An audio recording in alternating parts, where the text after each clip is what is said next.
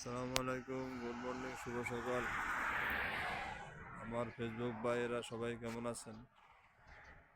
আজকে ভিডিওটা সবার জন্য একটা সুন্দর একটা ভিউ উপহার। আপনারা সবাই কমেন্ট শেয়ার করবেন, সবাইকে দেখার জন্য সুযোগ করে দেবেন। আমার পেজটা ফলো করবেন, সবাই একটা করে শেয়ার করে দেবেন।